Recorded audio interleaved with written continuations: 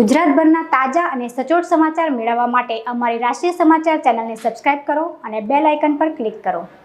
સહારા દરવાજા પાસે સુરત મહાનગરપાલિકા દ્વારા સંચાલિત સ્મીમેર હોસ્પિટલ શહેરના ગરીબ અને મધ્યમ વર્ગીય પરિવાર માટે આશીર્વાદ સમાન સાબિત થઈ રહી છે।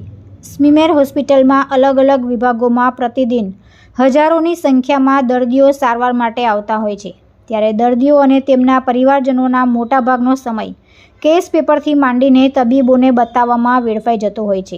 આ સ્થિતિને ધ્યાનમાં રાખીને સુરત મહાનગરપાલિકા દ્વારા હવે સ્મીમેર હોસ્પિટલને પણ પેપરલેસ બનાવવા માટેની કવાયત હાથ ધરવામાં આવી છે। લાખો રૂપિયાના ખર્ચે ટોકન ડિસ્પેન્સર મશીન સહિતની સુવિધાઓ ઊભી કરવામાં આવી રહી છે। હાલમાં દર્દીઓને કેસ પેપરથી માંડીને ડૉક્ટરને બતાવવા તથા દવા લેવા સહિત દરેક જગ્યાએ લાંબી લાઇનોમાંથી પસાર થવું પડે છે અને કલાકો સુધી રાહ જોવી પડે છે, જેના કારણે ઘણા દર્દીઓનો અડધો દિવસ હોસ્પિટલમાં જ પસાર થઈ જાય છે।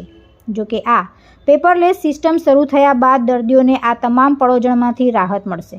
સમગ્ર રાજ્યમાં સુરત મહાનગરપાલિકા દ્વારા પહેલી વખત સ્મીમેર હોસ્પિટલને પેપરલેસ સિસ્ટમ સાથે સાંકળવામાં આવી રહી છે, જેને પગલે વહીવટી તંત્ર દ્વારા દર્દીઓને આ સુવિધા વહેલી તકે મળી રહે તે માટેની તડામાર તૈયારીઓ શરૂ કરી દેવામાં આવી છે।